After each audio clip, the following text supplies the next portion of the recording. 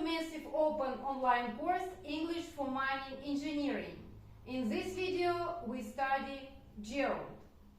So, look at the sentences. I hope to set a new record in swimming. What is swimming? Is it a noun or it's a verb? Another sentence. We think of going there. What is going? And I question you the same. Is it a noun or a verb? It's not a noun, it's not a verb. It's a gerund. What is a general characteristic of a gerund? Gerund is a non-finite form of the verb. Look at the sentence once again. Hope is a finite form of the verb. Swimming is gerund. Gerund is a non-finite form of the verb. Think. Think is a finite form of the verb. Going is gerund. Gerund is non-finite form of the verb. Also, gerund acts as a noun. But gerund describes the action like a verb. So finally, we can conclude that gerund is like blend of verb and noun.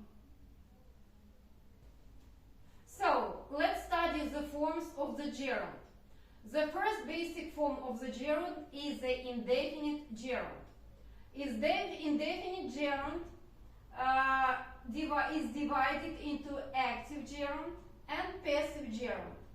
How can we form indefinite gerund? We take the stem of the verb and we add ing to the base form of the verb. Finally, we have the sentence.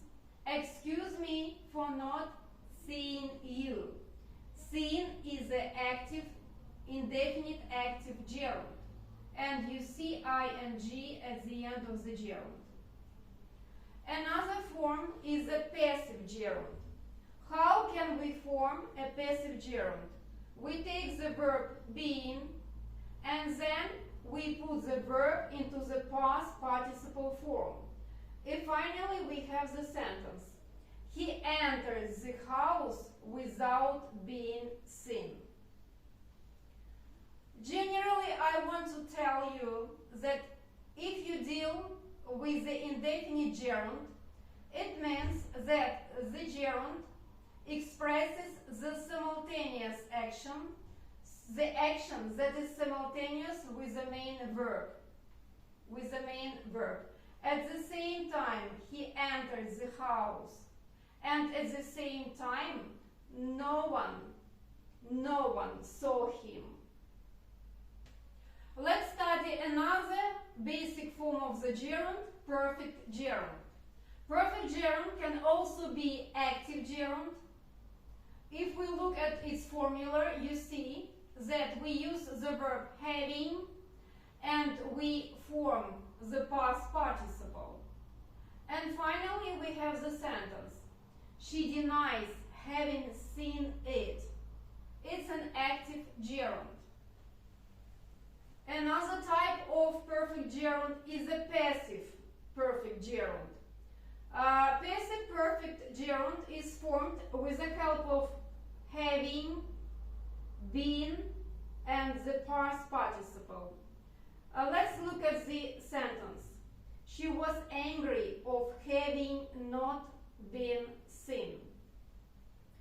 Finally, we can say that the perfect gerund expresses the complete action. Look at the final sentence, for example. First of all, no one saw her. She was seen by nobody. And only after this, she felt herself angry. The action that gerund expresses is completed. We can also use the gerund after some verbs, like, love, enjoy, prefer. For example, she hates cooking. Hates is a verb, cooking is gerund. I like watching football matches. Like is a verb, watching is gerund. Also, after such verbs as to hear, to listen, to notice, to see, to watch. I watched the actors rehearsing the play. Watched is a verb, rehearsing is a gerund. She heard some guys talking about her. The gerund is talking and heard is a finite form of the verb. You can use the gerund after prepositions on, with, without, about, of, in, and many others. For example, I think of going there. Of is a preposition. It's a gerund. She can't live without visiting us. The preposition is without and visiting is gerund. And you can use gerund after expressions. Such expressions as can't stand, to be worse, no use, can't help. For example, I can't stand learning Chinese. Can't stand. Learning is gerund. So, my dear learners, I hope that you enjoyed this video. I hope that you understand what is gerund. You can practice gerund in my video course exercises. I wish you all the best.